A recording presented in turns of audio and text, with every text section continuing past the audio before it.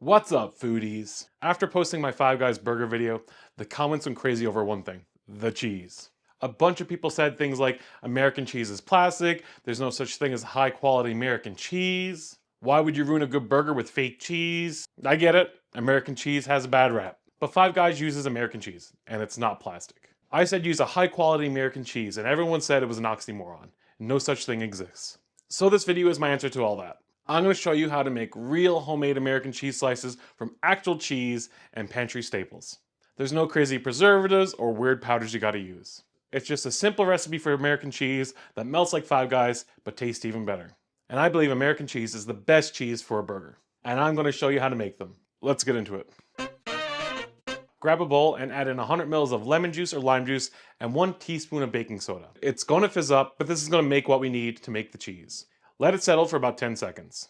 So here's what makes American cheese slices work. It's not just melted cheese, it's emulsified. The lime juice and the baking soda combo cause a reaction that releases carbon dioxide and forms sodium citrate.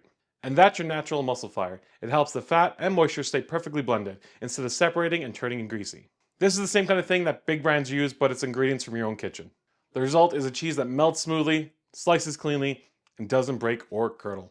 Now pour in 160 milliliters of cream and stir it all together. Then transfer that mixture to a saucepan over medium heat.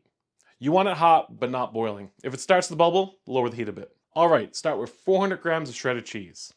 I'm using a blend of sharp cheddar and Monterey Jack. It's about 300 grams of sharp cheddar to 100 grams of Monterey Jack. But you can go full cheddar or mix in some other types of cheeses if you want. Now start adding your shredded cheese a handful at a time, stirring constantly while you add the cheese, and don't rush it. You're looking for your cheese to go smooth and glossy. If it starts getting a bit too thick or grainy, toss in a splash of milk and keep it moving. Once it's all melted and the cheese is all emulsified and silky, line a baking sheet with parchment paper. Pour the cheese out and spread it evenly with a spatula. Top it with another piece of parchment, then press a second sheet tray on top.